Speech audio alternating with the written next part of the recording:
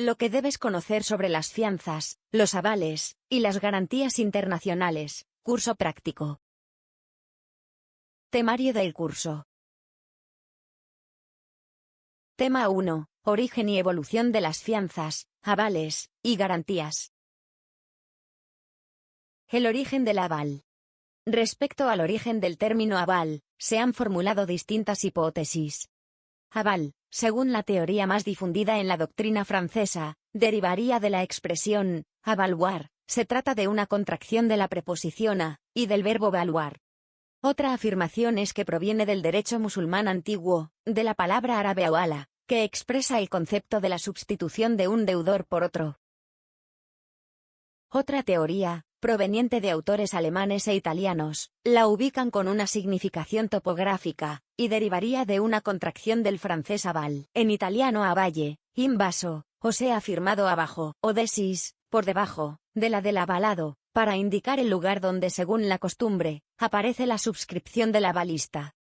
Esta última hipótesis, tiene a su favor la etimología justamente análoga, de la palabra francesa endossement, endoso, ya que se coloca o dos, al dorso, o reverso del título, así como el origen histórico, puesto que los primeros ejemplos de avales cambiarios, de los siglos XIV y XV, aparecen firmados al pie, al calche, del anverso del título, por personas que se declaran garantes del emisor. Tanto el aval bancario, como el personal, nacen con el fin de garantizar el cumplimiento de una obligación, en el caso de que el obligado no responda.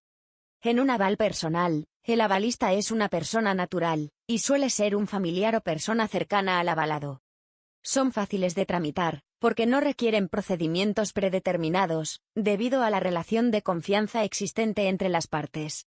Esto plantea una diferencia con respecto a los avales bancarios, porque las entidades exigen el pago de comisiones e intereses, y esto no se da, por regla general, en el contexto privado.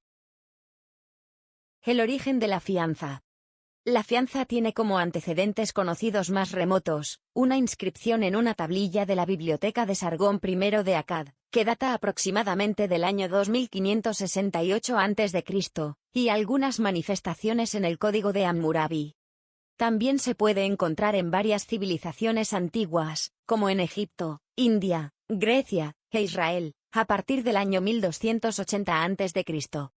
Sin embargo, fue en Roma donde se perfeccionó, a través del contrato verbis de garantía, que se realizaba mediante un intercambio de fórmulas orales.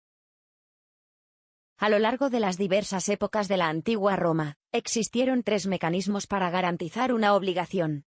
Sponcio, promesa con matices sacros y rituales, que solo podía ser celebrada por ciudadanos romanos, los cuales eran adeptos a un mismo culto religioso, y que solo exigía respuesta del verdadero obligado.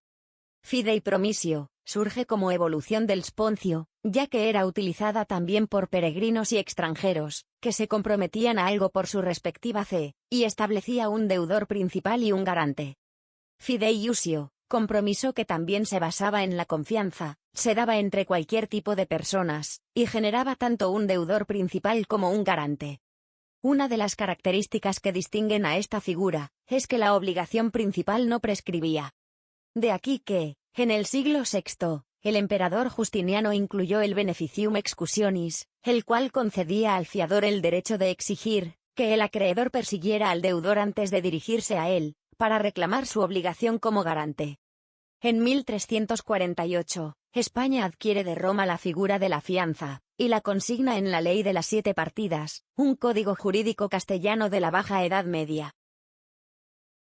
En el siglo XVIII, las fianzas surgen en Inglaterra para resolver un problema social, provocado por la diferencia de clases. A diferencia de las personas acomodadas, que podían pagar la acusación de algún crimen cediendo una porción de sus tierras, los individuos más pobres no podían pagar una indemnización cuando eran acusados de delitos. De esta forma las fianzas nacieron para que un tercero pudiera pagar por un crimen cometido por un individuo pobre. Formalmente, en la Carta de Derechos de 1689, se esbozaron las condiciones para la realización de las fianzas. Este proyecto prohibía el uso de las fianzas excesivas, las multas, y los castigos crueles.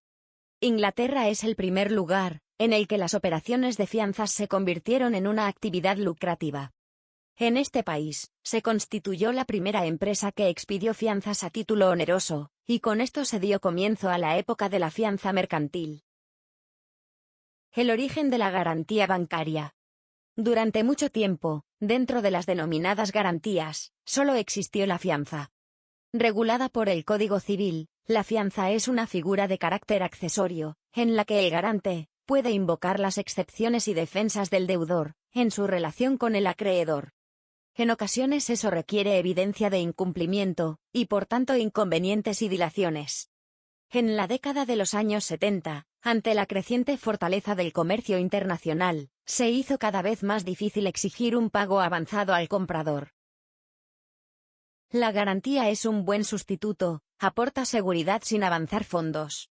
Además, los grandes compradores exigen garantías del cumplimiento de las obligaciones del vendedor. La fianza, con sus inconvenientes, no resultaba atractiva. De ahí surge una nueva figura, la garantía independiente. No obstante, se necesitaba una unificación de criterios, pues las garantías eran diferentes tanto en su concepción, como en su interpretación, en función del país y su legislación. De nuevo la Cámara de Comercio Internacional tomó partido, y creó las URDG, publicación 458, reglas relativas a las garantías a primer requerimiento. A lo largo de 17 años de utilización, entre 1992 y 2009, las URDG 458 demostraron ser a la vez exitosas y fiables. Y fueron utilizadas por bancos y empresas, de todos los sectores y países. Las URDG 458 fueron refrendadas por organizaciones internacionales, instituciones financieras multilaterales, reguladores bancarios, legisladores, y federaciones profesionales. A diferencia de las fallidas reglas uniformes relativas a garantías contractuales, las URCG, publicación 325, las URDG 458, reflejaban la realidad del mercado de garantías a primer requerimiento, y acertaban en un razonable equilibrio entre los intereses de todas las partes implicadas. Al instruir a un garante, para que emitiera una garantía a primer requerimiento, sujeta a las URDG, el ordenante renunciaba a su capacidad de oponerse al pago, por razones derivadas de sus relaciones con el beneficiario.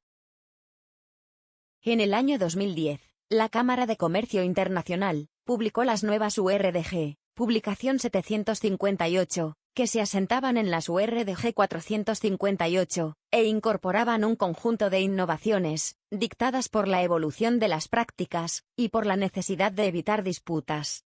Un ejemplo fue la norma que proponía la sustitución de divisas, cuando resulta imposible el pago en la divisa especificada en la garantía. Otro ejemplo fue el mecanismo de terminación de garantías, que no incluyan ni una fecha, ni un hecho de vencimiento, etc.